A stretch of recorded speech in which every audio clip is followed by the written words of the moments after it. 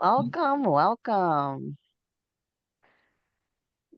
My name is Emily Smart, and I am the filmmaker liaison with Filmmaker Success. And this is the workshop I Need a Producer, Landing Finance and Partnerships for Your Feature Film. Today, you will meet Joanne Butcher. Joanne is the vision alchemist. She's a film business and fundraising coach with over 180 films in various stages of development, from script to distribution. With a wealth of experience in fundraising and distribution, Joanne has a proven track record of facilitating the sale of numerous feature films and participating in the distribution of 23 features. As an expert in fundraising, Joanne has supported her clients through various channels, including major donors, grants, foundations, corporate sponsorships, and over 45 successful crowdfunding campaigns. She's also a published author with the book Getting Your Film Funded, Produced, and Distributed Globally. This book gives you the tools to make your film a success through Joanne's experience working with filmmakers and the steps she takes her clients through with their films. Her involvement with organizations such as Brown Girls Doc Mafia, Sisters in Cinema, Third Horizon Film Festival, Slam Dance, the Brazilian Film Festival in Miami, and the Trinidad and Tobago Film Festival have made her an integral part of the film community. As a founder of Unstoppable, a disability film festival, and a frequent judge at the Forever Foundation, Joanne has been dedicated to mentoring and developing the careers of young and not so young creatives. Joanne's specialty lies in helping filmmakers raise funds to get their projects made and distributed globally. Her extensive network and expertise in the film industry make her the go-to consultant for independent filmmakers seeking support with fundraising and distribution.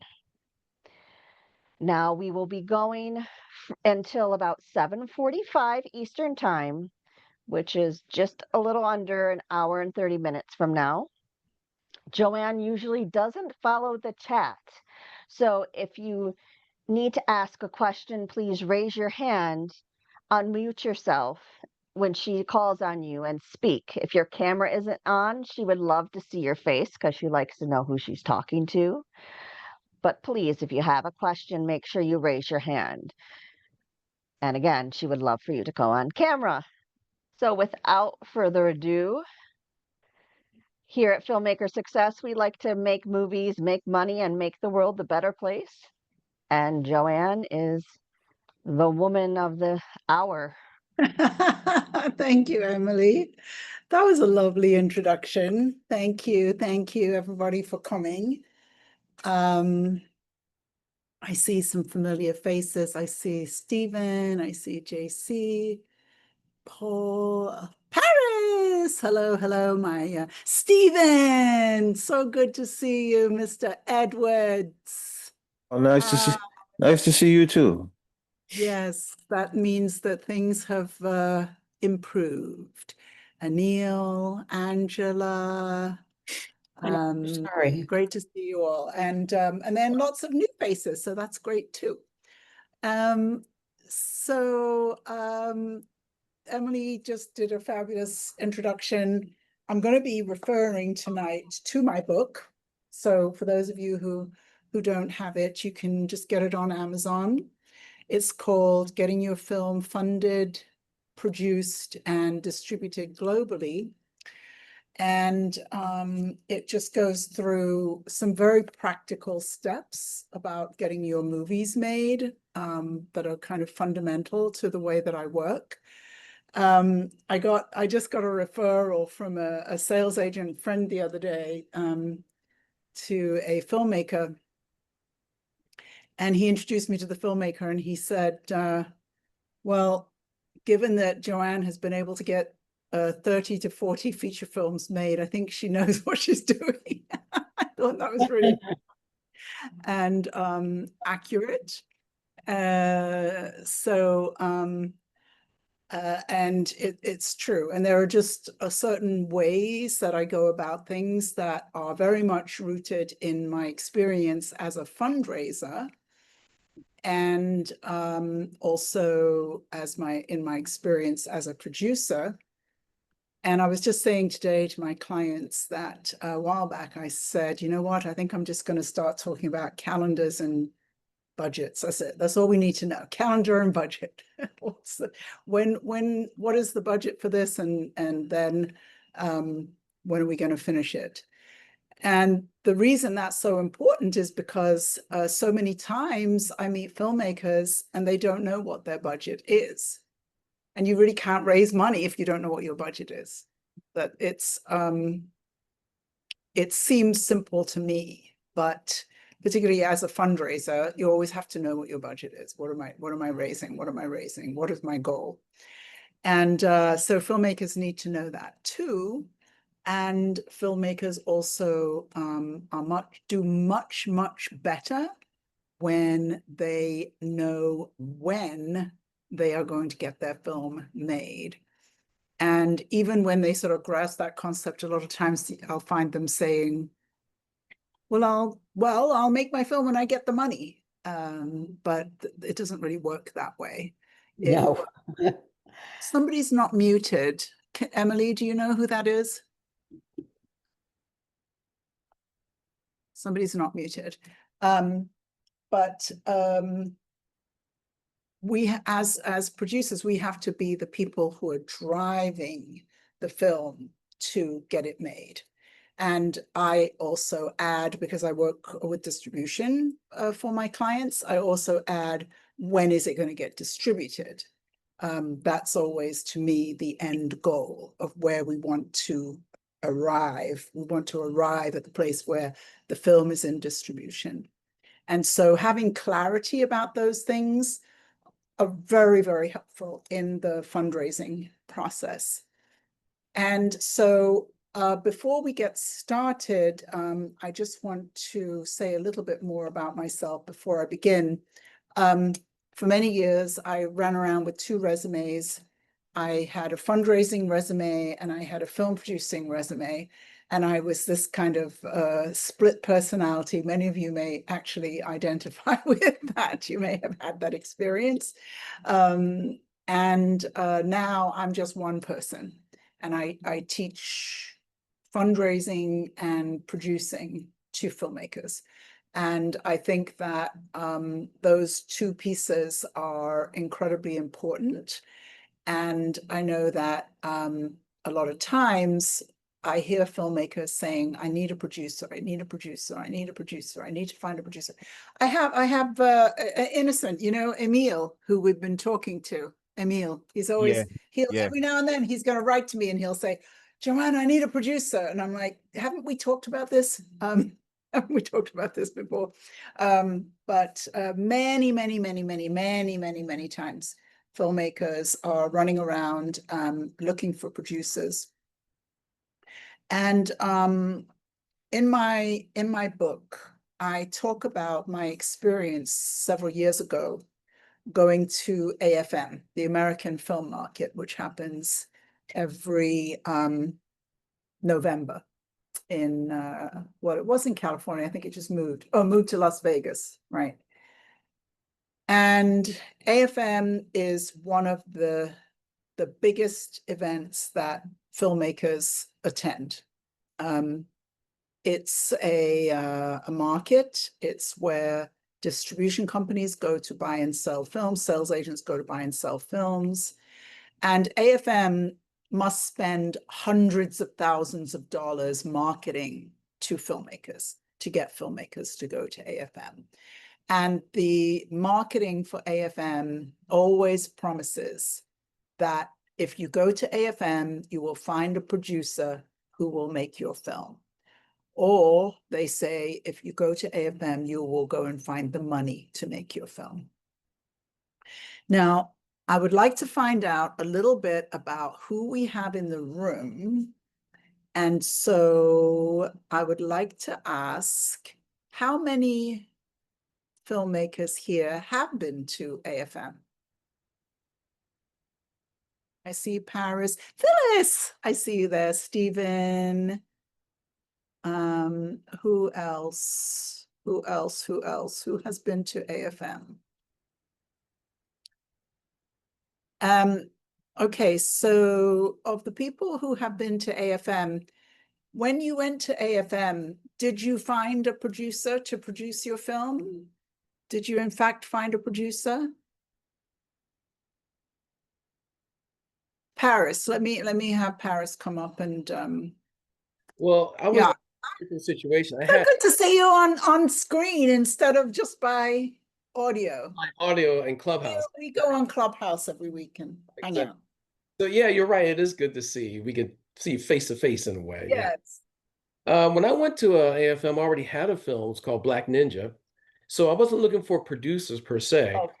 But while I was there, I don't really think I would have met a producer anyway. I'm not saying it's not possible because I went to a lot of parties. I went to a couple of celebrity parties. So maybe if you're in the right environment, you might get lucky and meet somebody who might be interested in your project. Because in my experience, that producers are already booked up. They already have projects lined up, ahead of time. So just to let you guys know, I produced my film, me and my other producing partner at the time, but we went there to sell it. We went there to get a deal. And we went there to go to so many rooms and talk to so many different people about, trying to sell our film in this region of the world or trying to sell our film to these distributors and so forth and so on.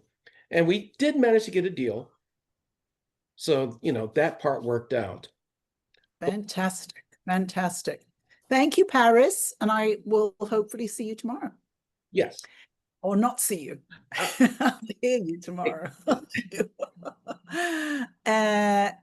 Who else has been to AFM? Stephen, did you go to AFM? Did you find a producer? Were you there with a finished film? Are you? No, I was never there. No, the other Stephen. Wrong Stephen. I came there. Was this in Santa Monica that they Yep, it was in Santa Monica. Yeah, I was working for a company called Telecom Entertainment, and they hired me to go there. And I met with several people from different countries who was interested in the series of films that was being made or had been made.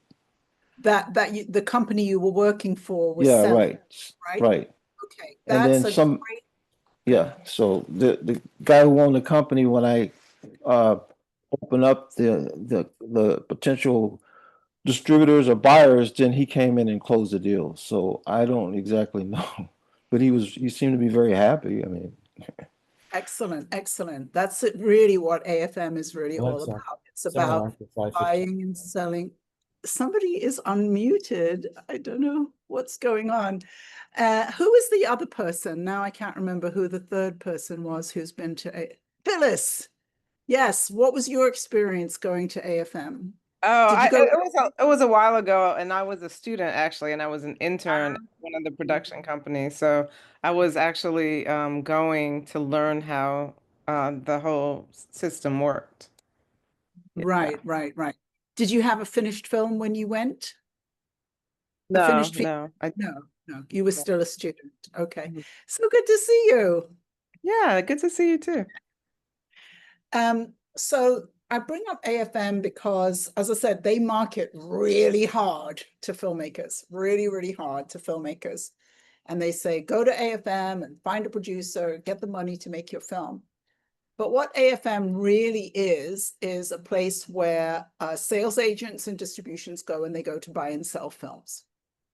And so it's not really, or I would say it's not in any way a place that filmmakers go to find producers, but they are being marketed to as if it's a place to go to find producers. That's the distinction that I'm trying to make. And so they are tapping into this thing. As I said, I hear filmmakers all the time saying, I need a producer, I need a producer, I need a producer. So I would like to find out from the group, why do you need a producer? Maybe I could just hear from some people in the group, why do you need a producer? If I Phyllis. may, Oh, sorry, Paris, go ahead. And then Phyllis. I was able to produce movies at a certain level. and I was very comfortable making movies around $1 million, lower than $1 million. But my next project, I want to do something at a higher budget level. And I want to hire someone who's familiar with, higher budget levels, has the connections that I need, can get an amazing crew that could shoot at the level of a 5 to 10 million, maybe even more, a level of film. I don't want to waste that money. I want to organize properly. I'm going to need people in the unions, someone who understands how to deal with the unions, because that's a handful within itself. You better know what you're doing if you're dealing with the unions. And I really want an experienced person who knows how to handle millions of dollars, because I didn't do that. And so I'm not even going to pretend that I'm efficient at that level. Below $1 million, I'm really comfortable with, because I've done that multiple times. But and plus I want to deal with great people, great directors, great actors. I want the top of the top. So if you find a good producer who's connected, they may be able to make a few phone calls and get you some amazing people. I want to work with basically amazing talent. Lovely. Thank you, Paris. Phyllis, why do you need a producer? To take the load off myself, actually, because I write and direct and produce, and it's a lot. And I noticed the last couple of films how stressful that was for me. And also, like Paris said, it's really, I'm a great collaborator. So there are things and on the producing realm that I don't actually want to deal with while I'm directing. And so that. And also, I think that it helps to have someone who does know how to really find people with money. I've fundraised a lot and been successful at it, but I would like to. This is going to be my first feature after doing multiple shorts. So that costs more money, and I don't necessarily know where to find that money. But that's why I don't even know that. I don't actually even know if I need another producer, but I think another producer would be helpful. I mean, that role might be filled with someone else. It might be, I don't know what that role would be, but th- a producer would help, I think. Thank you. Thank you. Who else? What else? Stephen Edwards. Oh my God, Supernatural Factory is in the house. I haven't seen you for years. I'll come back to you. Stephen, go ahead. What do you need? Yeah, I don't know if I'm in touch with reality here, but the way I see a producer in relationship to myself is somebody who would believe in me, my creative abilities, my talent, my ideas, and my scripts and my novel that I want to produce into a film. And as a result of that, somebody who has connections with agencies that represent actors, who could talk to them and get them attached to my projects, and from there raise money, put the money in escrow, and then once the contracts with the actors are done, start setting everything in motion. That's a fantasy that I have about a producer that would be along the lines of an executive producer. I love the fact that you used the word fantasy, Stephen. But I like it. I like it. I mean, I like it. so I'm gonna ask another person. All right. Thank you, Stephen. All right. Who else? What are you looking for when you say I need a producer? What are you looking for? Yeah, go ahead. Tell me your first name again. I can't believe I've forgotten, but it has been a long time. Hello, it's Oliver. Oliver, yes. Yes. Oh my God. So Just so everybody knows, the very, very, very, very, very first time, I think. No, it wasn't the first time. It wasn't the first time. Oh, yes, one of your earlier. Second time that but I yes. taught ever in Oakland. I taught at Oliver's studio. Go ahead, Oliver. Good to So I've ignored your first your first insight of like don't start your film without funding, and I've gone ahead and and created my own film.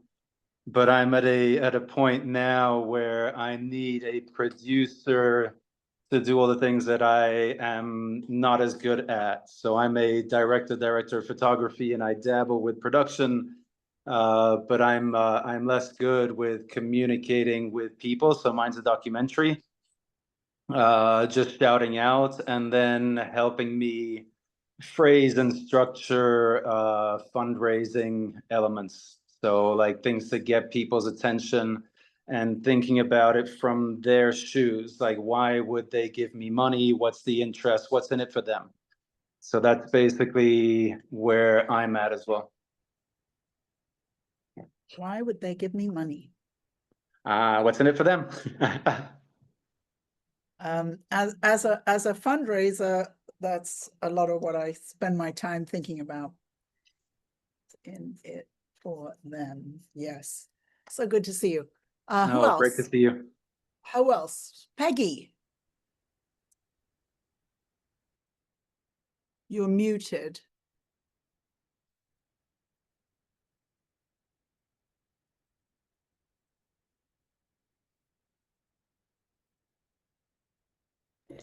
There we go. Okay. You can see what the problem is. Immediately. Peggy? Have we met before, Peggy? I don't think so. I wanted to and couldn't. A couple of times I've signed up and then I got busy and couldn't. As you can see, I am a woman of a certain age, and I am an actress. Aren't we all, darling? Yes. I'm an actress and I'm on IMDb. You can check out what I've done. I'm an old character actress. I still work. And I just started writing. And yesterday I was at the LA Film Festival because I was in one of the productions there. But most of my work has been done with studios, which means they say, there's your dressing room. Do you want us to bring you coffee or go to the service table? And here's your mark. I don't know anything about the rest of it. I have now written a full screenplay. I've written a short play that has just finished being edited. But it's the long play that I'm trying to do. And I have no idea how to get into this. I know who I'd like in it, and I'd even like to know, I even think I know who might direct it. However, money is the other situation that I didn't mention. Being a creative person, that's always the last thing we think of. And I'm useless. I have a master's degree. I'm just useless when it comes to technology or money. So typical actress. So lovely to meet you, Peggy. Thank you. I'm gonna write down that I need a producer reason as because I don't know what I'm doing. That's a very good reason. Yeah, well, I can humbly and truthfully say I don't. I use two. The people who produce this for me offered to produce it. They are not experienced. They are wonderful.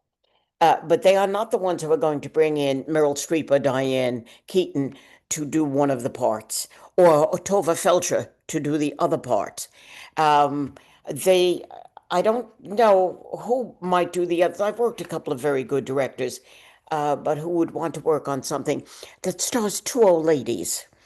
It is not, well, I don't want to take too much of your time, but it is definitely a uniquely typed thing, and I would love it to be with Netflix because I worked on Stranger Things, and it was the first time I understood what it meant to be in 55 countries on TV because you cannot go anywhere that someone doesn't say, even if they lean over the edge of the booth in the ladies' room, aren't you on Stranger Things? I do know that there are ways to do these things. I just don't know them. And to tell you the truth, I don't care that I don't know them. What I want to do is know the people who do know it. But okay, that's a good. You get an idea of where I'm coming from, which is nowhere. That one is a very important one. Okay. All right. Anybody else? Anybody else have a good reason that they need a producer?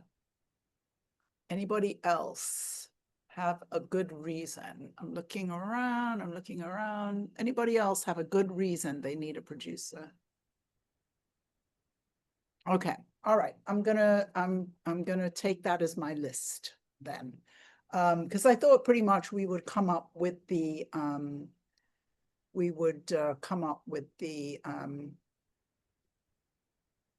list. I basically thinking about what filmmakers want all the time, and this one is the big one of I need a producer. So let me just tell you a little bit about myself for those who don't know me. I'm English, maybe you can tell. I'm half Trinidadian. I moved to Miami at a certain point in my life a long time ago. I'm still here now. Woo, Miami. I got into film and was volunteering with a bunch of us who were showing art cinema at a bookstore. And then we opened our own cinema. And the person who was running the cinema was, let's call him a producer for the sake of this class here. He was a producer and everybody looked to him because he knew what he was doing. And after about a year, we were a nonprofit. The chair of the board finally was able to look closely enough at the books and realized he had to fire him. I think it was the worst moment in his life that he had to fire this person.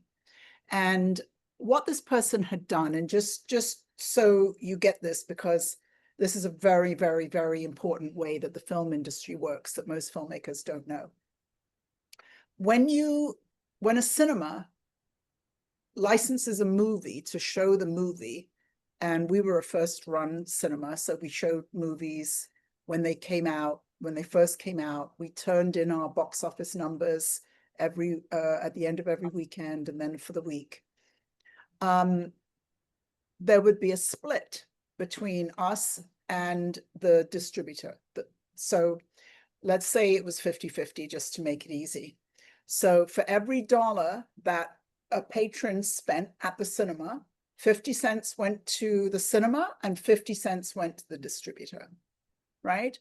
So you show the film for the week, and let's say you've made $2,000 from showing the film. You keep $1,000, $1,000 goes to the distributor. Well, for the entire year that I almost just said his name, for the entire year that he had been running the cinema, he had not paid a distributor.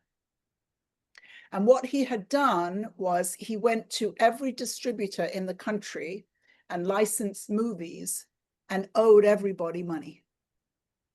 So now we had a cinema, we had a 10-year lease.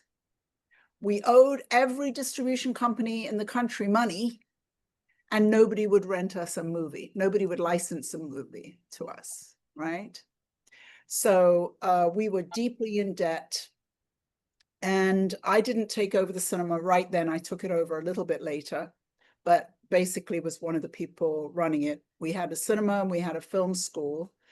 And little by little, the chair of the board was a gay man. And it turned out that the only distribution company that we did not owe money to was Frameline. If anybody knows Frameline, it's the oldest LGBT film festival in the world, and they have a distribution arm. And we had never licensed any films from them, and we didn't owe them any money. So we started showing gay films, and we started to be packed out every single night. We were the first place in Miami that had any kind of gay cultural programming. We were about 20 years behind New York, LA, San Francisco, and we were a pioneer. And so we showed gay films. We were literally sold out every single night for every single film that we showed. And little by little, we started to pay off the companies, and we started to be able to distribute other films. But it was a very interesting way of learning about the film industry in a way that most filmmakers are never going to know anything about. Most filmmakers never know about this piece of the business. And I ended up running that cinema. I ran the film school.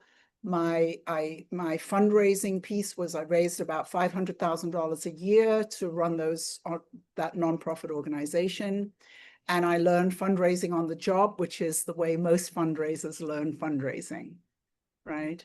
I was also producing films at the same time. And that was really how I got my feet wet. I at the time thought that I was a screenwriter and a filmmaker, and that's what I was going to do. But when I took over running the cinema and the film school, I said, well, let me take a couple of years off to do this. And that turned into many, many, many more years. And, you know, it was great. And I learned a lot. And finally, I decided, well, no, the cinema closed. That's the whole story. It's in my book. You can read about it. And I decided it was time for me to get out of film. Our lease ran out. It was 10 years. It was whatever. But I ended up moving to San Francisco, which is where I met Oliver. And I was like, I'm out of film. I'm done. And within 2 years of moving to San Francisco, within 2 years of leaving film behind, I became so ill that I didn't work for 7 years. I spent 7 years in bed, too sick to work. And during those 7 years, maybe 2 or 3 times in those years, I found myself having a conversation with God. And I would say to God, you know, I feel sure that I have something important to do in the world. Just tell me what it is and I'll do it, because I'd really like to get out of this bed. I was very ill. I had migraines all the time. I had migraines that would last for months and months and months on end.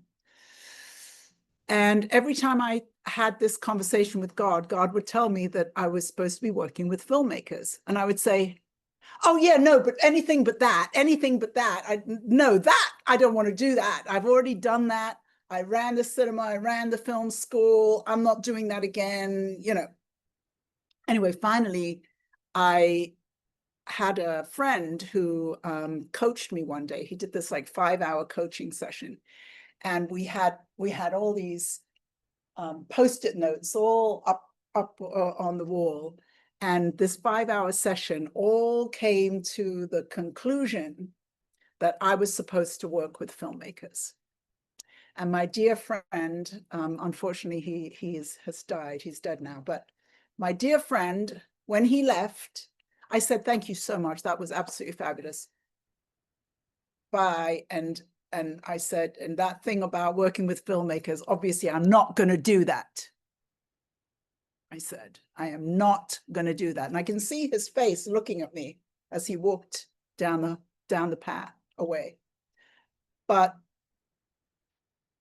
I think that was really kind of the last straw when I finally sort of gave in and said, okay, you know, and there was this guy I met and I helped him with his crowdfunding campaign and we raised $25,000. And then I helped somebody else. And then I started coaching. And I have been coaching ever since. And I'm absolutely convinced that it was my unwillingness to work in my purpose that had me sick in bed for all those years. That my purpose on the planet is to work with filmmakers. My purpose on the planet is to help people tell their story. When I was very young, I grew up with a lot of violence. I don't look like I come from that, but I grew up with a lot of violence. And my father almost killed me when I was 17. And he did it by strangling me. And I have spent my whole life getting my voice back. And so my work with filmmakers is helping people get their voice out. The way we do it as filmmakers is with films. But to me, It's about that ability to speak up, to send a message, to make the world a better place with our films.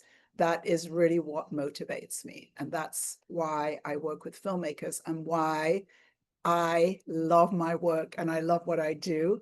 I have a new client, she's here somewhere. And no, somebody else there said to me, well, I don't know, what if you quit? I'm like, quit? Why would I quit? I get to make movies every single day.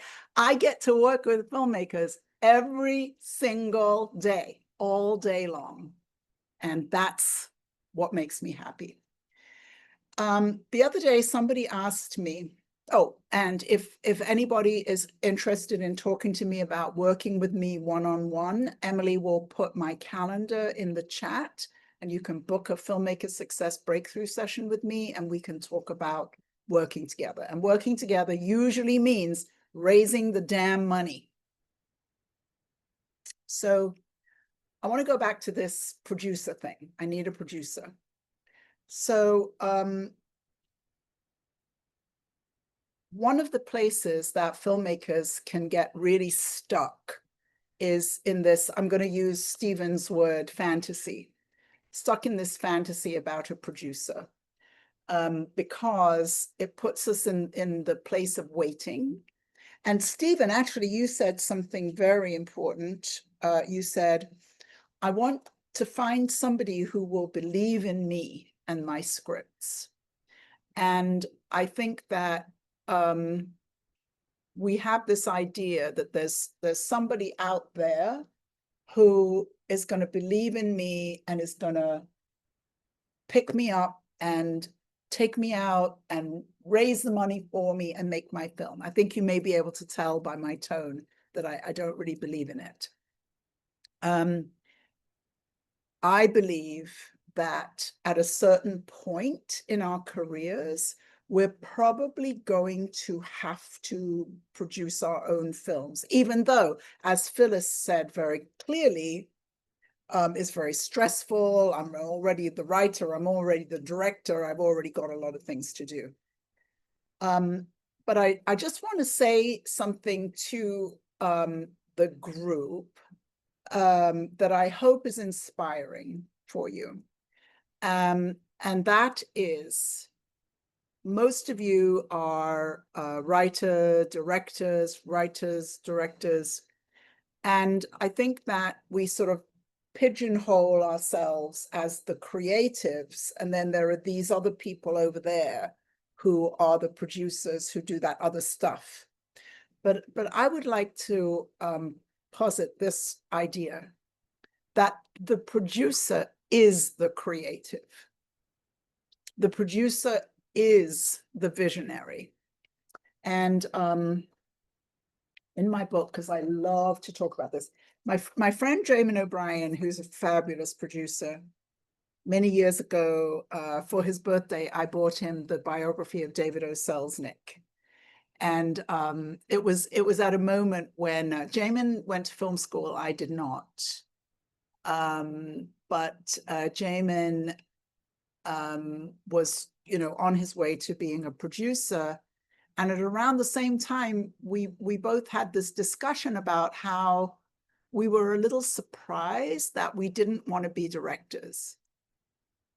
Because anybody, especially Jamin, who went to film school, anybody who goes to film school is supposed to want to direct, right? But it was starting to dawn on us that we were producers. And so I bought him this book for his birthday, and it was basically to say, we are producers. So the story I like to tell about David O. Selznick was that he, in the, what would it have been, the 40s, the 50s? I don't know. What was the year of Gone with the Wind? David Selznick acquired the rights to Gone with the Wind. And Gone with the Wind was this massive bestseller, blown up. It was a huge, huge, huge thing. Is Emily here? Is Emily here? Oh, yeah. What year was Gone with the Wind? 1939. Oh, okay. That's so interesting. 1939. Thank you. And So he acquired the rights to the novel. He got a script written, and he commissioned a script, and then he already knew that Clark Gable was the leading man for the film, but he didn't have a leading lady. And so he spent the next year trying to cast Scarlett O'Hara. And they went everywhere, up and down in America. And then one day, Laurence Olivier, I don't think he was Sir yet, I think he was much younger than that in those days. Laurence Olivier walked in with this very young English actress on his arm.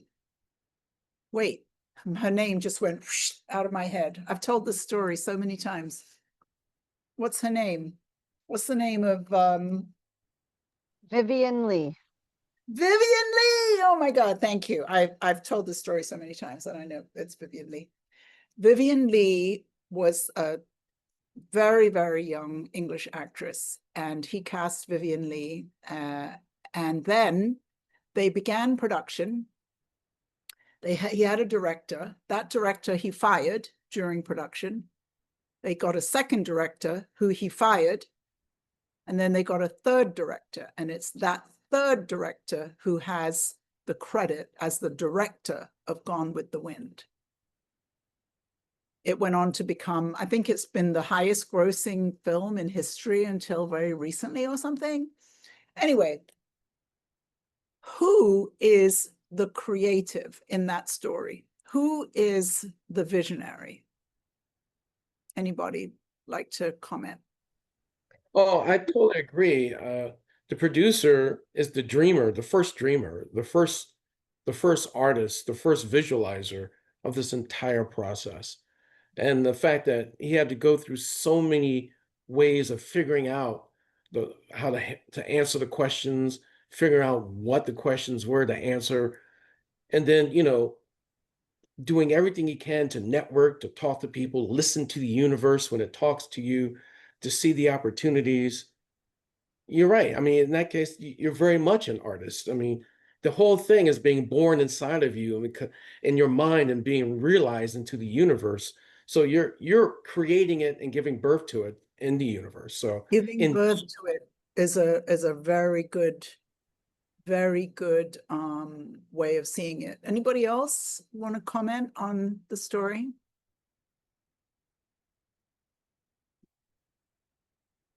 No. Okay.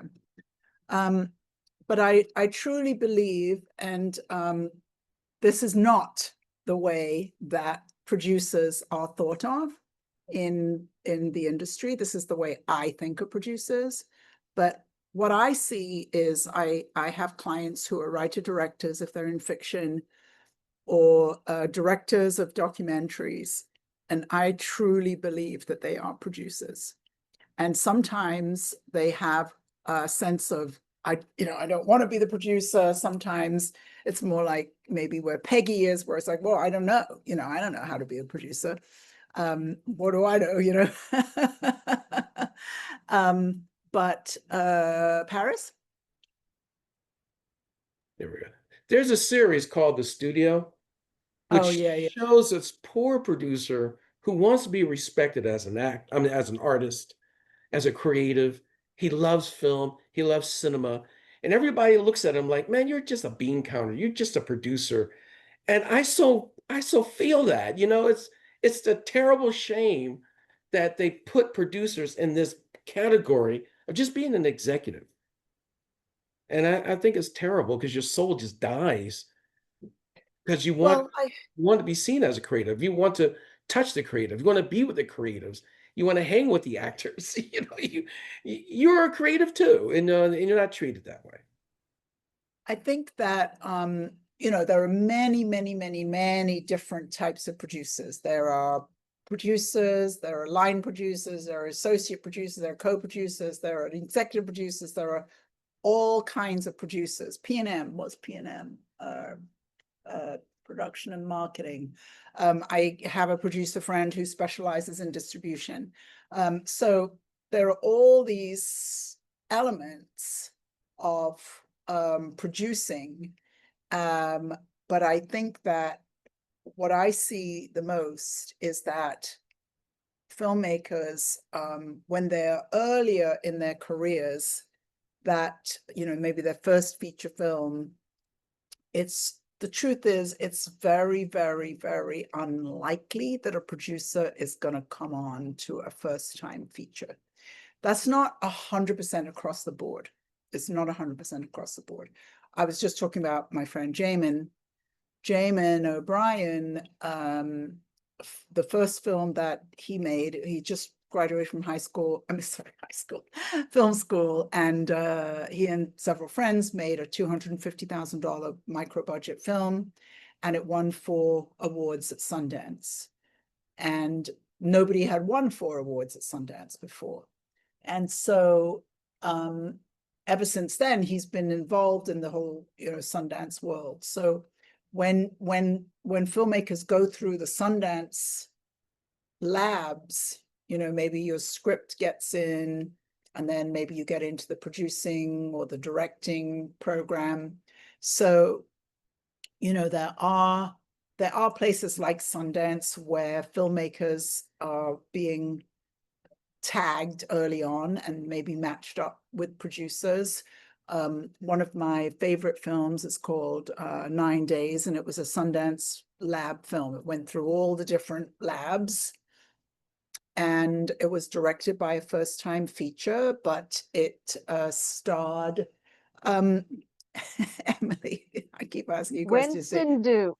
Winston Duke. Yes. So Winston Duke is from Tobago, and I'm half Trinidadian. Emily's from Trinidad, and Winston Duke is from Tobago. And Winston Duke played in Black Panther. He played the Monkey King.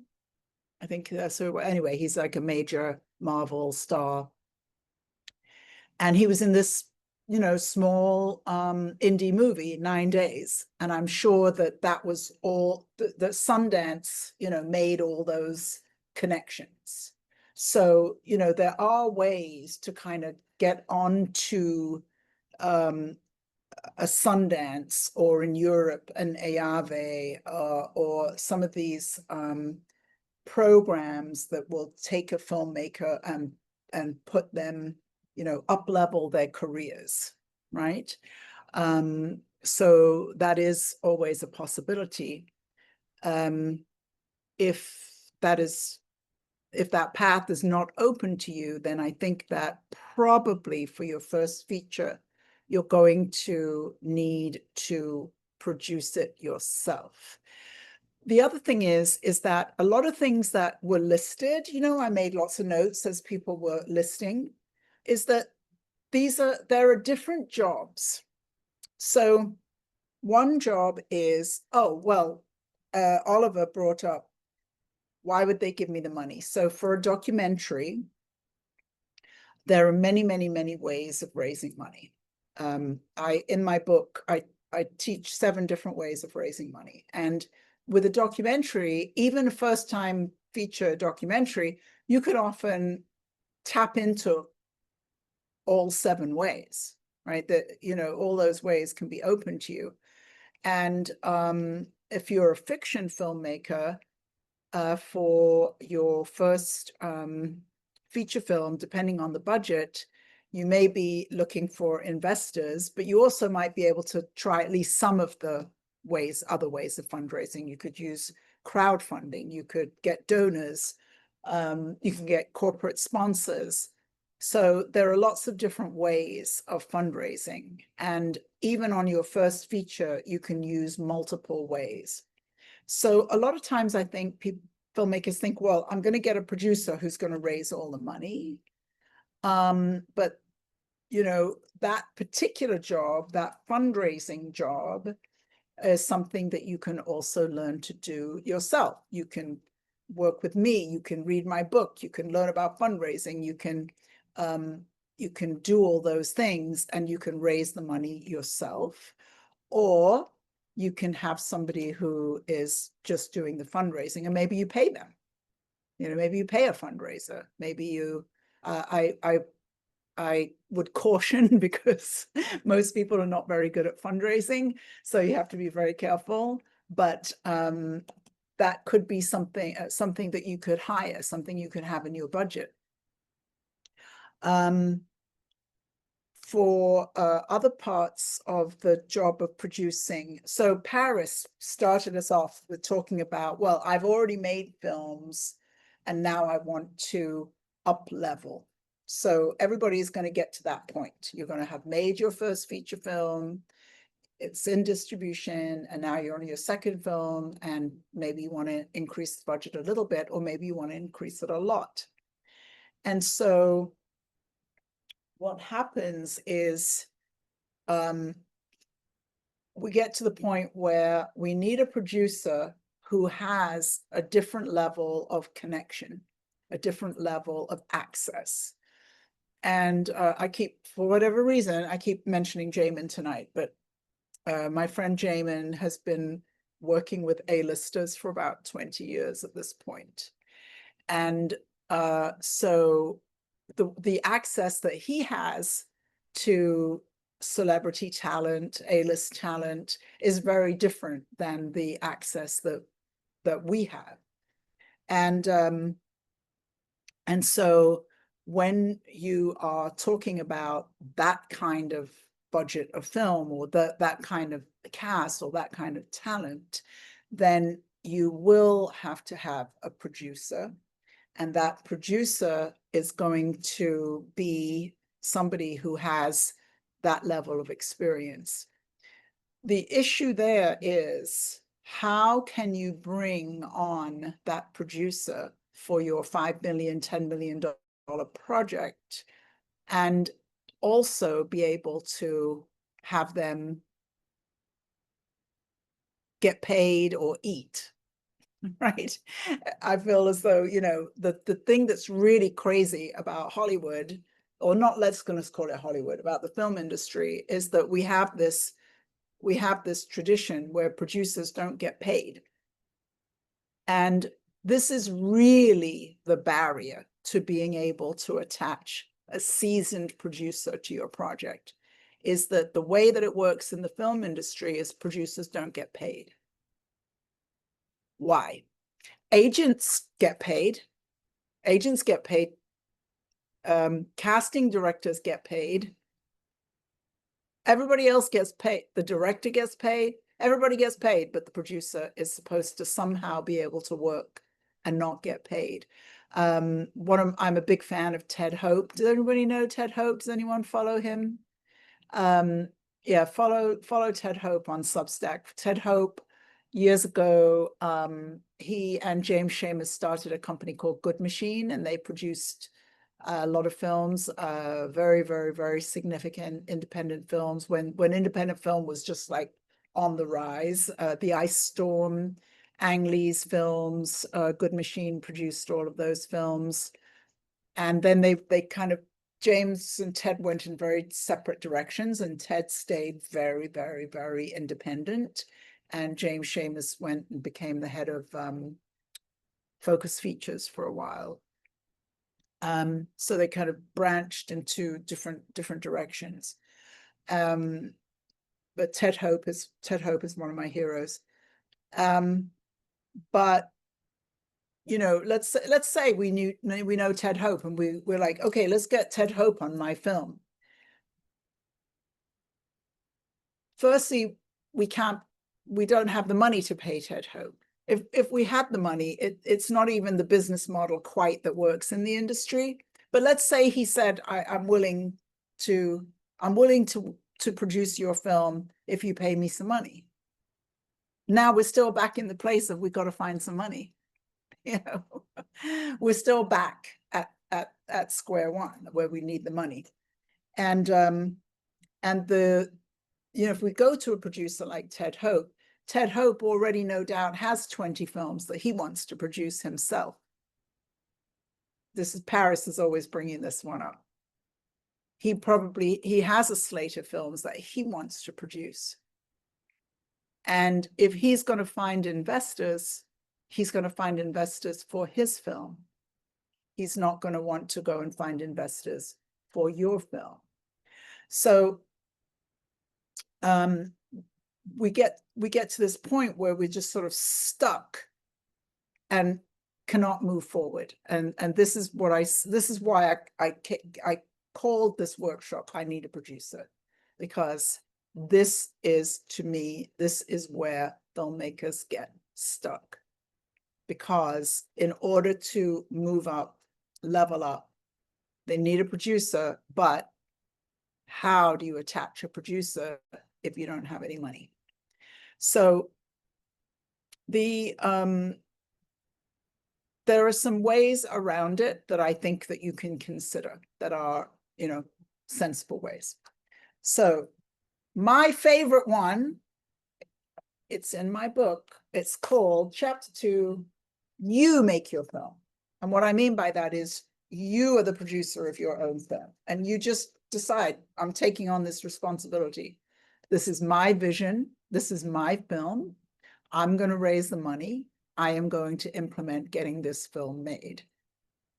And I believe that, in fact, gosh, the other day I was talking to this guy, and he's already a producer. He produces very, very successful podcasts. He's on his 5th podcast, and he's producing his first feature film.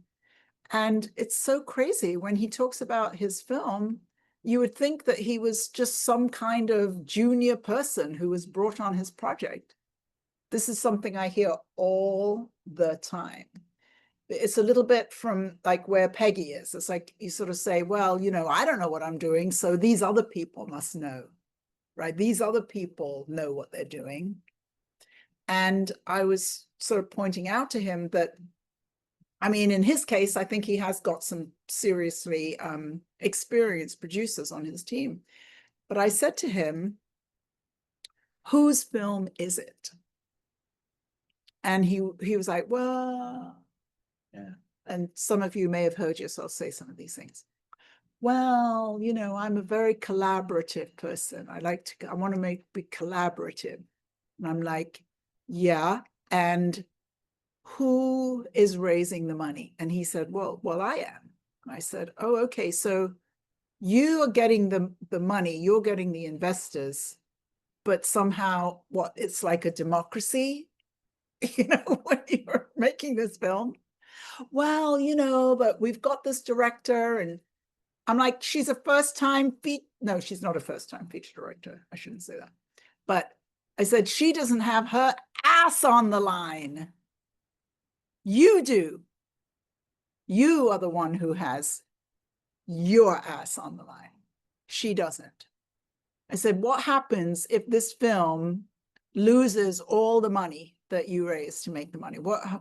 Whose ass is on the line? He said, oh, mine. And I'm like, okay, let's go back to the question. Whose film is it? And this is a really significant thing when you're talking about bringing on a producer, particularly a producer maybe who has more experience than you. But I find that a lot of times filmmakers get all tangled up because they think, oh, okay, well, I've got this producer who, I met these filmmakers one time and they said, oh, well, we have these Netflix producers on our film, so they really know what they're doing. And then everything they said to me told me that there was nobody on the project who knew anything. But they kept saying, well, they're Netflix producers, they're Netflix producers. Do you know how much experience Netflix producers have in raising money? Yay! 0. They get a paycheck at the end of the week, right? So they have no experience whatsoever in raising money. Now, if I had a Netflix producer on my film, that would be very valuable. In what way would it be valuable if I had a Netflix producer on my film? It would be helpful in production and getting distribution, clearly, because they have a connection with Netflix. However, Phyllis, I can't assume that they can get me distribution at Netflix. That's true. Right? I can't assume that. if they're a producer at Netflix, that could be helpful. However, first of all, I have to find out if they are willing to use their connections at Netflix, right? So if that Netflix producer comes on to my project and they say, oh, the phrase I use is I have a door open at Netflix, I can pitch to Netflix. Pitching to Netflix doesn't mean to say I get the film on Netflix, but it does say I'm willing to pitch it to Netflix, right? Those are two different things though. So if I get a Netflix producer to be on my film, that could be very, very valuable, because it could mean that Netflix producer is a producer that Netflix has worked with before, trusts, would take a pitch, and they would be interested in working with. All of those are lots of ifs, but that could be valuable. You know, what is not valuable is what I hear filmmakers say a lot when it comes to this kind of partnership, is they'll say, oh yeah, I have a Netflix producer on my film, but that doesn't tell me everything I need to know. Can they pitch to Netflix? Will Netflix take pitches from them? Are they willing to pitch my film at Netflix? Because it could very well be that we're back in this situation where they have 20 projects that they want to pitch to Netflix, and they're not going to be interested in pitching mine, right? So when it comes to financing and partnerships, the partnership can be very, very, very, very, very, very, very valuable. But it is only as valuable as the person is willing to make that connection, right?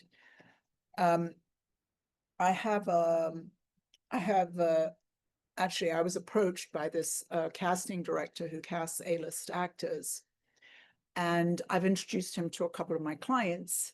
Lovely, lovely person. And now one of my clients has him attached to her movie, and she raised some money from crowdfunding to pay him, and he will attach A-listers to her film. So we kind of went around a different way. He's not going to be able to raise money, but he is going to be able to attach names. And he's had some brilliant ideas that I wouldn't have thought of in a million years, but he, you know, he's got the real mind of a casting director.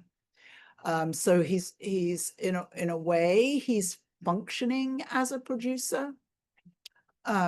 So a casting director can be a great partner. A producer who is something like a Netflix producer can be a great partner. I have a client who is a PBS producer, right? So if somebody were making a film that they wanted to get on PBS, it might be useful to have a PBS producer. That's a whole different world. That's a whole different world. But in a way, this is all about the idea of sort of leveling up.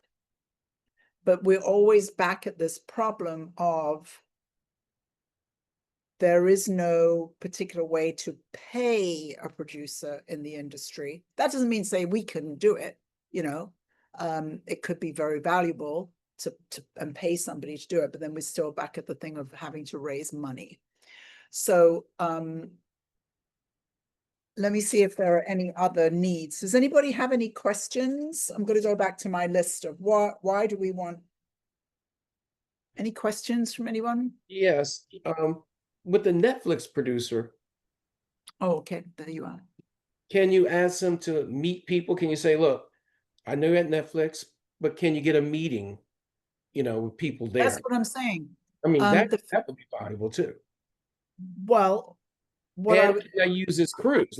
Like if he's connected to some of the fantastic people who could, you know, shoot beautifully, maybe he might have connection to crews if he's willing to use his pool, you know, I don't know, but I'm just asking, like, that might be viable too.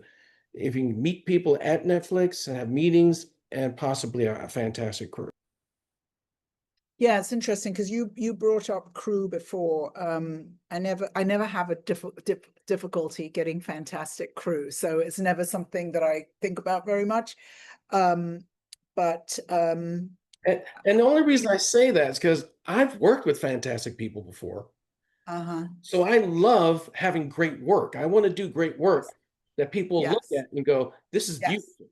I don't want to Yes. do anything less than that. I can't go back. You No. understand what I'm saying, right? Exactly. But I think that do you know any Netflix producers? So No, as no. I said, but when you meet one, right? When you meet one, I would say there's just sort of a list of questions, which is, what's your role there? Can you pitch? Do you have a door open? For example, I have a door open at HBO documentaries. I do. And I can pitch documentaries to HBO. I don't have a door open at Netflix, right? But I have a client who can pitch to Netflix. They've never picked anything up that they've pitched, but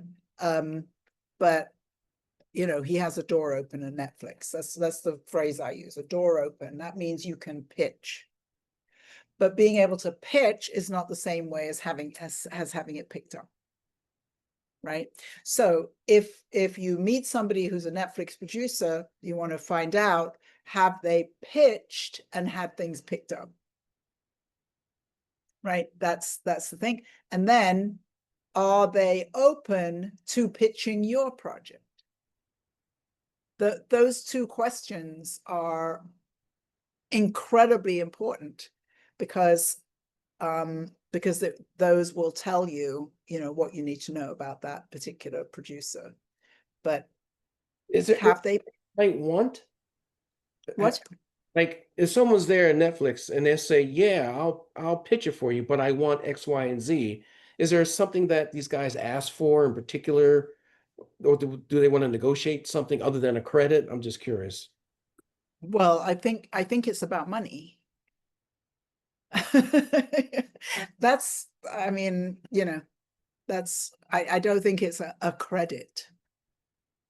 People want to get I am people want to assuming get paid. they want to get People, paid. But beyond getting paid, is there anything else they might want to negotiate? Just out of but curiosity. I think every relationship is different, so every relationship is about, as far as I'm concerned, about coming up with a win-win situation where both sides are getting what they want out of it, right? So I just pitched two films to HBO, and neither of them are going to be going to HBO, right? But the fact that I got to pitch two very interesting films, means that helps my relationship with my executive at HBO, right? So I remember I had a client, and he said, oh, somebody's going to pitch my film somewhere. I can't remember where. Let's pretend it was Netflix. Oh, they're going to pitch my film to Netflix. But he wasn't part of any of that, and I said, well, somebody's getting to use your film to further their relationship, right? But I think it's, ideally you want everybody to be benefiting and getting something out of it. Did I see a hand just now? Hand raised. Stephen. Yeah, I often thought about getting a producer that has virtually no experience. Somebody who is a young person or a person who's successful in another field who has an interest in getting involved in the motion picture business. Yes. And Yes. developing a relationship with them and giving them some information that would allow them to have an understanding of what the role of a producer is. Yeah, I think that's great. And you can definitely do that. And I think that when that really is sort of offering somebody like an internship, you know, A very expensive internship. very expensive internship. Yeah. My friend who I keep talking about, Jamin, so when they made their first film, they met a lady in a bar. They were very young. They were very cute. And they met a lady in the bar and she invested in their first film. And she became a film producer from that experience. She still is producing films. So she had such a good experience, right? Investing in her first film. They win 4 prizes at Sundance. You can't do better than that. No, you can't. Right. So she continued in her professional life as a film producer. So there are definitely people out there who are interested. I think that from my perspective, as somebody who highly values producers, I think producers are the rarest person to find. Directors, to a penny. Writers, to a penny. Producers, very rare. Very rare. That's what I see. Peggy. You're muted, Peggy. Can't get the mute thing. There it is. Okay. My experience is very limited, but the term producer to me is a very vague term. I once sat in a class when I first came to Hollywood, which was not as long ago as it should have been, but a while ago. And I will never forget, people were going around with this young man said he was a producer. And so the guy running the class said, "What did you produce?" And he said, "Well, I'm producing a poster now that we'll be using for the play that we're doing." So that's not what I consider a producer. One of the things about being on my side of things, if you're on the studios, a producer's a producer. And he better be, or he's not going to be there very long, kind of thing. But I think that the term itself is so vague and so general. Yes. And I have to say, having written the shorts that I just did, that I was in myself, I've acted in it, and I was the one of the leads in it. But I do think there is a mistake made when people try to do it all themselves. I would Yeah, I think that's will true. not direct my own work because I can get my own way and I wouldn't know it. A producer is someone to me who does cultivate the money and know how to go about doing it and is very much the small little film that we did, they were part of all the casting of all the crew. I wouldn't have known whether if they were holding a camera. Oh, I guess they know something. I'd have no idea, so I didn't get into that business. But I think there is something to be said about using the word producer very carefully. Yes. You I know, think that's very true. I think that's very true. And I love the point of not doing everything. That's true, delegating. The reason I talk about you can produce your movie is because yes, I have seen filmmakers be stuck at looking for a producer and then get yes, stuck there for 20 that's or right. 30 years. That's right. Exactly, exactly. And so, you know, the way that I see it is, you know, how do we move forward? And then when I talk about budgets and deadlines, how do we, especially if we're talking about a feature film, today is July the 21st. If we want to deliver a feature film to the sales agent by July the 21st, 2026, what do we have to do? If waiting for a producer is on that list, I'm sorry, but the clock is ticking. The clock Yeah, is ticking. yeah, yeah. And so the choice is either don't move forward or move forward without a producer. And you know, when I you don't were know. when you were talking about dealing with the cast and the crew, there are so many jobs that can be had that doesn't have to be what I'm talking. Peggy used the term true producer. I use the term real producer. a real producer. I'm talking the one with the vision that I was just talking about when I talked about David O. Selznick. But to hire people who can do the work, that is a different thing. So you can have a production manager, you can have a line producer, you can have a PA, you can have 5 PAs, you can have all kinds of people that you can delegate work to.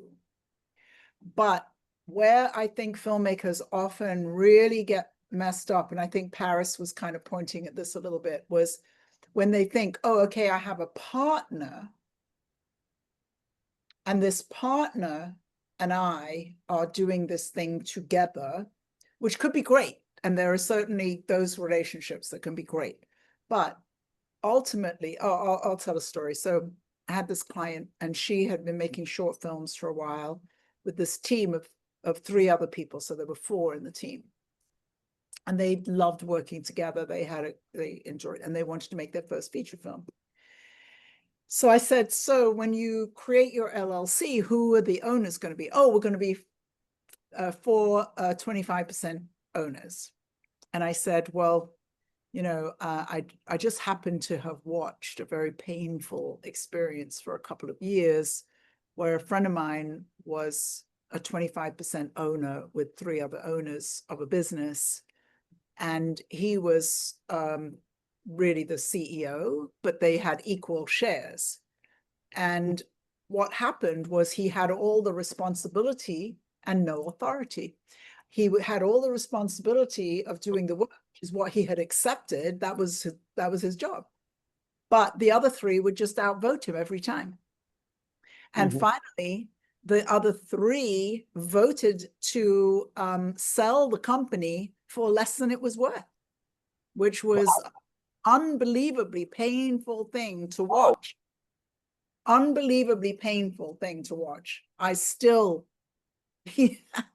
every time I talked, every time it comes up, he knows I still have like steam coming out of my ears.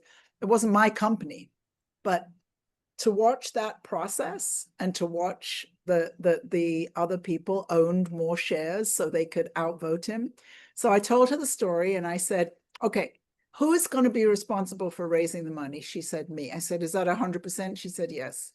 I said, then I suggest you be 100% owner of the company.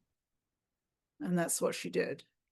But that's where I think a lot of times filmmakers get very confused because there are creative relationships and then there's the business. And it was like I was saying to this producer who makes the podcast, whose film is it?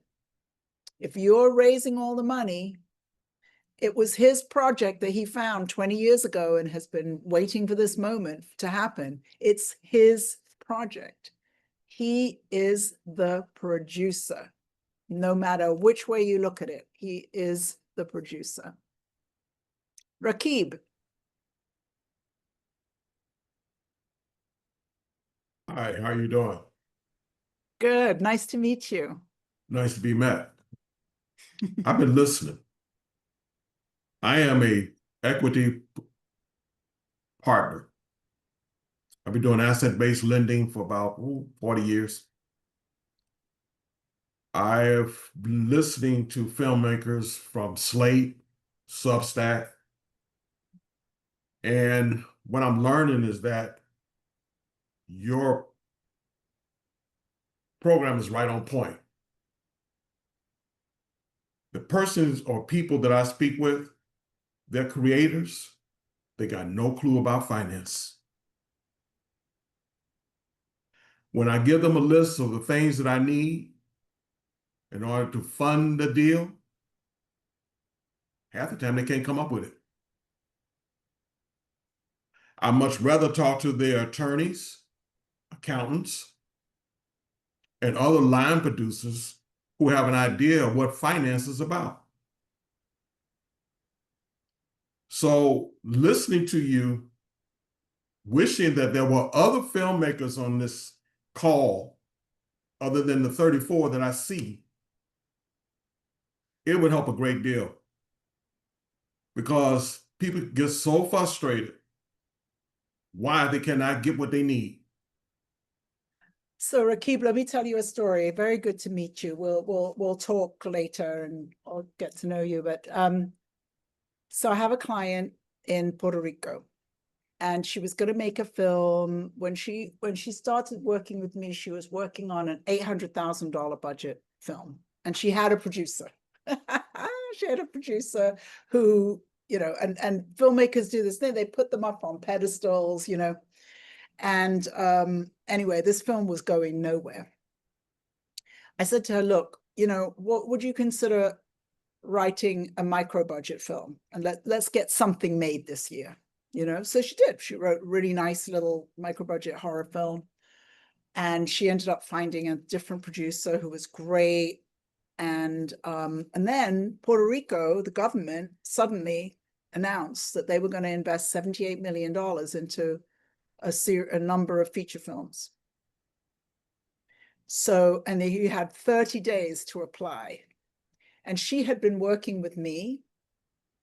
And so she was ready, right, for that application. She had done all of the business pieces. She made the application, and then she was called in for a meeting. Tamika, haven't seen you for ages. And she was called into a meeting, and they had a checklist. And they went through this checklist. And again, because she had worked with me, they went through the checklist, check, check, check, check, check, check, check. She had everything in place. She was awarded $1.3 million. And that film is about to get finished. In fact, she, it's a long story, but anyway, she needed another piece of money. And she went back to them and they gave her more money because so many of the projects that they had initially funded never happened. Can you imagine? They just couldn't keep up with it. They couldn't keep up with the level. Can you imagine? Not only, Rakib, you're dealing with finance and all that, but now it's money from the federal government. So, you know, the level of paperwork and the level of documentation and everything that she had to do was great. But she was prepared, and she had worked with me, and she would have said, just like anybody else on this call or any other filmmaker, she would have said, I'm a creative, I don't know anything. But, you know, everybody can learn. Everybody can learn. I really look forward to having more conversation with you, Rakib. Thank you. I look forward to it myself. Yeah. We'll set up a time. So, you know, you may think, well, you know, I'm not a business person. I don't know that side of things. But what I have really seen is that filmmakers do very, very well when they are trained. But one of my mantras is no fundraising without training and without support. You know, nobody should be trying to raise money unless they have some training and unless they have somebody going along on the journey with them. And that's what I do. That's what I do with my clients. I go along the journey. We look at all the business pieces. We look at the finance pieces. We look at the ways that we can raise money. We look I have a checklist that I go through in my first session with my clients. And, you know, we go through a list of, you know, making sure that my clients have entertainment attorneys, that they have all of these pieces in place, because the day is going to come when they are going to be talking about that and not talking about, well, my story is about a guy who gets lost in the woods. And, you know, it's not about the story when you're producing your film. It's about the money and the business. And I haven't even talked about distribution and marketing. I facilitate distribution for all of my clients' films. And knowing that they have distribution is one of the reasons that they can be successful in their fundraising, because they already know about distribution and they already know about that piece. That's another whole job normally for a producer, is to another person who handles distribution and marketing. So when I work with my clients, you know, we work on all these things. It's not just the filmmaking side, although I think that my work with my clients is really valuable for that. Every single one of my clients has passed QC on the first go round. That's quality control when they hand it over to the sales agent, to the distributor. Every single one of them has passed QC first time around. And that's not because of a mistake. You know, I have 23 feature films on my website already and 5, 6 more coming this year. It's because we prepared from day one to make sure that all of those things were in place, that we hired the right people, to Paris's point, that we hired the right people to make sure that the film would get through QC, that it would get distribution, that it would get onto the path for making money. So I would love to talk to you about working together. I would love to talk to you about getting your film made by July the 21st, 2026, and delivering the film so that it can start making money for you, and that you can raise the money, produce the film, and be on your path. And then I do have connections with seasoned producers. We would just have to have a very good reason to go to them. And I think money, frankly. Does anybody have any questions before we close up for the day? I feel as though we had 3 or 4 people who've asked lots of questions and everybody else has been very quiet. So I hope I haven't made you feel, Armando, I haven't seen you for ages. I hope you're not depressed. I hope you're ready to go out and produce your films. Well, you know me, I always have questions. Yes. Well, you mentioned before the person raises the money, and then you have the person who actually produces the film. Now, I've been in a position more than once where I produced full feature films. I didn't raise the money for all of them. A handful other people raised the money, but I still felt that I should have some ownership because I actually made this movie. You know what I'm saying? So I still think that even though someone may raise all the money, if I spend 6 months pulling everything together to make this movie happen, I also own a part of this movie. This is my movie too.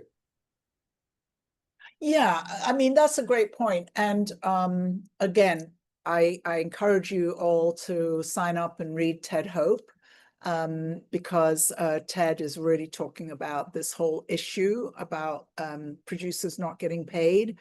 They're talking about creating a producers union. That would be a great thing. Then the thank you, Emily. Then producers could collectively bargain, you know. But and there are many places as a producer that you can have an upfront fee. You can get paid the same way that the director and the casting director and the costume designer get paid during production. There can be a line item in there, and you can get a percentage on the back end. So I think that the fact that traditionally it's always just been a percentage on the back end, I don't think it has to be that way, but it's all a question of negotiating all of that. But I think a producer should have a fee upfront because they're working before everybody else, and then a line in the same list as director, costume designer, everything like that. They should have a fee in there as well. And if you are producing somebody else's film, that's where I think you should most vociferously argue for it, because points on the back end is nice, but not if the film doesn't make any money. I thought producers do get money in the front end. I thought they're part of the ATL, because to get money from to raising money, you get a percentage of that money you raise, or you get Darla, somebody had their hand up before you, and now I'm not seeing her hand raised. I think it was Melanie, was it? Did she leave or we lost her? Okay, sorry. Hi, I'm Doc. Melanie. Hi, you had a question. Now I'm looking for you. Yeah, I am brand new. And Welcome. I am looking for, I'm a 20-year veteran public school teacher, trying to switch careers. Okay. And Excellent. and in terms of thinking about creative financing, some of the things that I've come across so far are, arts grants through the state. And then the question I really wanted to get a little bit of guidance on is kind of I feel like I'm not getting a clear sense of like the chicken and the egg or the cart and the horse in terms of where to begin, right? So, and what I'm hearing kind of is like it depends on the type of project that it is and who might be interested in it or what kind of categories it might fit into in terms of looking for financing. Melanie, why don't you tell me what is the project you would like to make by July 21st, 2026? At this point, I don't feel, my dream is a feature or, to make my story a feature or, what do you call it? A limited series, right? Because those are kind of hot right now, right? 6, 7, I could make. Okay. So first of all, I'm not going to make my whole speech about series, but you want to start with a feature. Okay, So good. start with a feature. That's better for me. Yes. Start with a feature. You don't so have I don't millions think of dollars to make a series, so start with a feature. Yeah. So by this time next year, I'm not even sure a feature is feasible for me. So one of my things is I love music. I really want music to be a part of my film. So one of the things I've started to think about is just getting talent or getting rights to music. Might be a way for me to feel like I'm moving forward at least. Well, Melanie, so I'm a producer. I think with every cell of my being like a producer. And so I would just put it back into your mind that it is possible to make a feature by this time next year. And the things that would actually get you moving would be, I've now given you your date that you're going to deliver it by. So that's one thing. Then the other piece is the budget. You need to know what the number is that you're going to raise, right? So I remember years ago when I was running the film school, this guy came in on rollerblades. Everybody was on rollerblades in Miami Beach back then. And he came in, he said, I've got to make a movie. I've got to make a movie. I've got a rich uncle. He's going to give me the money. And I said, well, what's the budget? And he was like, I don't know. I've got a rich uncle. He's going to give me the money. And I said, what's the budget? And he said, I've got the money. Do you know how that is, there's something missing? Right. And I said to him, okay, well, is it a $50,000 movie? Is it a $500,000 movie? Is it a $5 million movie? He said, I don't know. I got a rich uncle. He's going to give me the money. And I said, well, I suggest you write a 1-page budget and a 1-page synopsis, and we can start there. And I never heard from him again. I think he might have been on crystal meth or something. Right. But he was, but in a way, a lot of filmmakers sound just like that.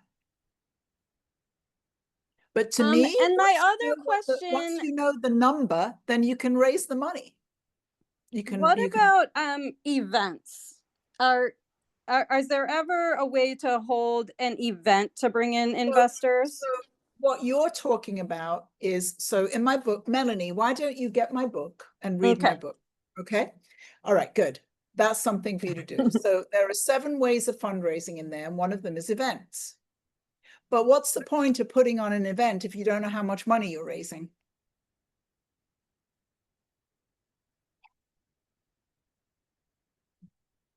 So in that sense, I know, like I mentioned earlier, about getting certain talent or certain even, you know, music attached to it being like, is that further down the road, or is that something, because that would help me develop my budget, right? If I knew like how much I needed to spend to get certain things attached to it. Yeah, but all I'm saying is that without a budget, there's really nothing for you to do. That's the first thing that you're going to need. Is it a $50,000 film? Is it a $500,000 film? Is it a $5 million film? Once you know the answer to that question, then you can take action to raise the money. But without knowing the answer to that budget question, everything else is just sort of, it's not going to go anywhere. And is there a person who qualifies that number? Who qualifies? Melanie, sign up for a filmmaker success breakthrough session with me and we'll sort Okay. it out. Thank you, Joanne. Appreciate your Nice to time. meet Sorry, you. I'm really trying to figure it out. My project means a lot to me, so appreciate your time. Thank you. Of course. But let's talk and we'll figure it out. Darla, what's your question? Now, my question was, I guess Mr. Moore saying that they don't get every budget I see from a $50,000 budget to about $20 million budget. They always, producers got money up front. I didn't know what project Mr. Moore was working on that he did, or was it Mr. Moore that didn't get no money up front? Producers get their money up front because they're the ones getting the money. They're the ones supposed to be getting the project set up and go to the investors and getting money. So they get their money up front. So I don't know the certain situations. And then as far as budget, it's all in layers. Banks are not going to touch a budget. Investors not going to touch a budget if it's under $5 million. Some may go up to $3 million, Film Hub, but they won't touch a budget that's not in those realms. So, no, I was just saying about when y'all talked about the producer don't get no money to the back end. Everybody knows back end money is nothing. You don't get nothing by the time they finish film. But he said he didn't get no money up front. I'm thought, well, all producers, the budgets I saw, they got the money up front. No, I didn't say I didn't get money up front, because I did. What I was saying is that ownership of the film, I believe that if you're producing a film, you also can have ownership of the film as well, not just those who raise the money, especially if you did like the line. Everything is negotiable, Paris. Yes. Everything is negotiable. And the more areas that you can negotiate in, the better. You know, you want to make sure that your deal is the best that it can possibly get, you know, which is why agents earn their 10% commission, right? Because they are making sure that their clients are getting the best deal possible.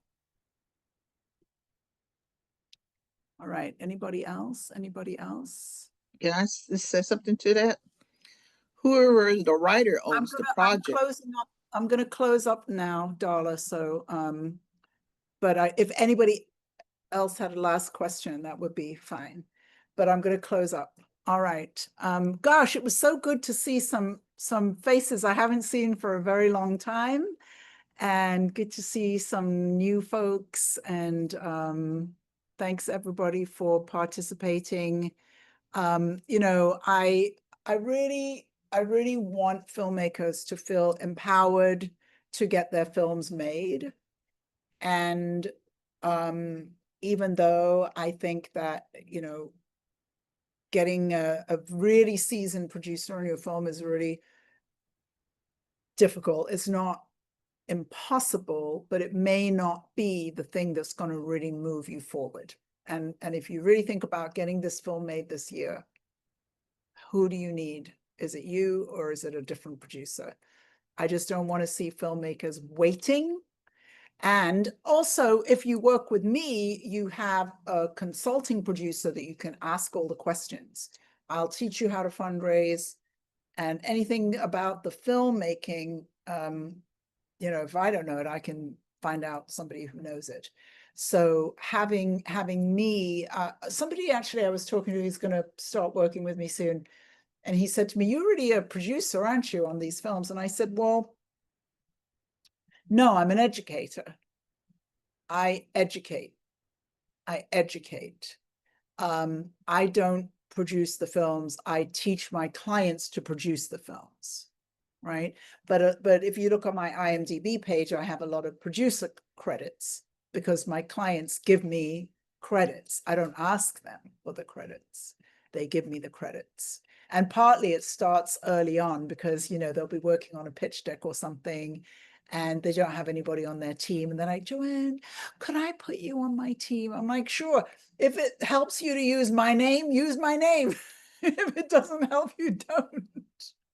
So they start early on, you know, adding me as a consulting producer or a producer on their films, and I end up with credits. But it's not part of my contract. It's not part of, you know, the way that I work. I'm here as a coach, as an educator, particularly as a fundraising expert to help you raise money. And I have clients now who we've raised millions of dollars. And so I have a film coming out this year that was a $2.2 million film. That all that money came from investors. So anyway, that's my work. My work is to help you learn how to raise money and really become professional fundraisers, professional filmmaker entrepreneurs. That's really what I do. All right, I'm going to wrap up. Bye, everybody.